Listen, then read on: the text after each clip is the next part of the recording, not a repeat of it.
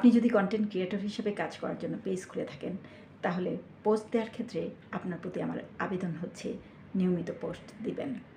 আজকে পোস্ট দিলেন, 3 দিন পোস্ট দিলেন না, উধাও হয়ে গেলেন, তারপর চতুর্থ দিন পোস্ট দিলেন। এমন করলে কিন্তু আপনি সাকসেসফুল হতে পারবেন না। আপনি যদি আজ পোস্ট দিয়ে থাকেন, কালও দিবেন, পরশু দিবেন, তরশু দিবেন, পরদিনও দিবেন। ধারাবাহিকভাবেই আপনাকে পোস্ট দিয়ে যেতে হবে। সেটা রিলস হোক, বড় লং ভিডিও হোক, যাই হোক না কেন। কিন্তু আরেকটা জিনিস মনে রাখতে হবে, আপনি যদি আজ সকাল 6টায় দিয়ে থাকেন, কালকে 10টায় দিলেন, পরশু রাত 8টায় দিলেন, এমনভাবে দিলেও ফেসবুক লগারিদম আপনাকে ঠিকমতো ডিটেক্ট করতে পারবে না।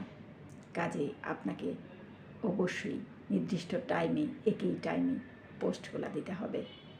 যদি আপনি দিনে 3টা পোস্ট দিয়ে থাকেন, 4টা পোস্ট দিয়ে থাকেন, তাহলে যে নিয়মে যে সময় দিবেন, যে ধরনের পোস্ট, সেই ধরনের পোস্টই দিবেন। মনে করেন আপনি একটা রিলস যদি প্রতিদিন সকাল 9টায় দিয়ে থাকেন, তাহলে প্রতিদিন 9টায় দিবেন।